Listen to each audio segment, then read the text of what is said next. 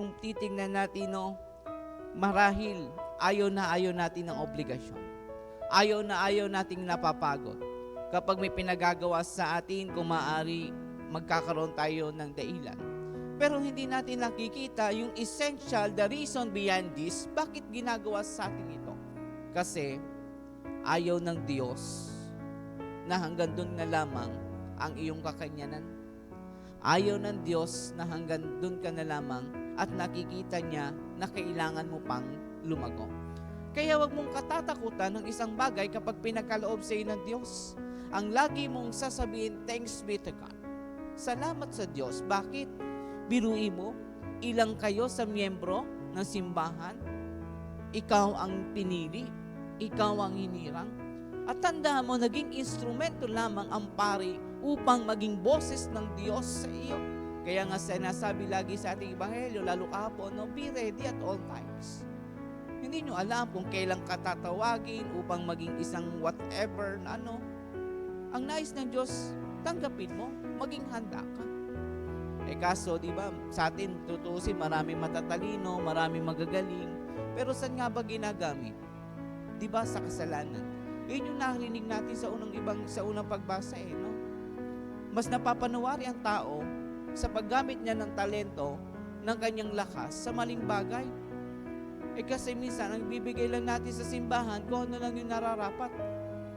May angkin naman tayong talento, may angkin naman tayong galing. Pero bakit pagdating sa larangan ng makamundong bagay, doon natin inilalabas? Bakit doon natin ipinapahayag? Bakit doon natin ibinabahagi?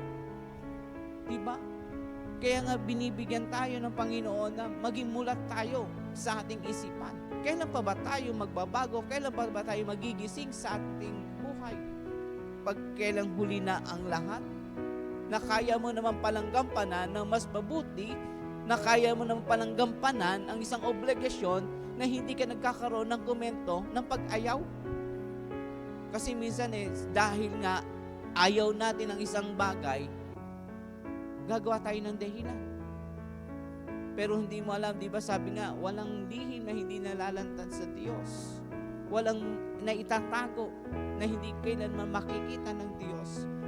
Kaya nga wag mong bibigyan o wag mong sasabihin ang bagay na ipinapasa sa iyo ng isang pari, ang isang gawain na binibigay sa iyo ng pari ay hindi isang pabigat sa iyo.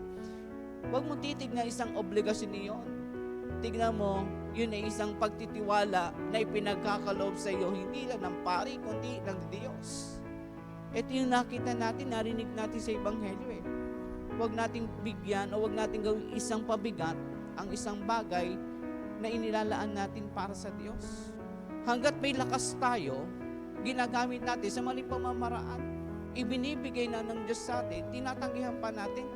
Mas pinipili natin ang sarili nating pagpili kesa sa pagpili sa atin ng Diyos. Kaya nga namumulat tayo, nagigising tayo kapag nakaramdam na ng sakit.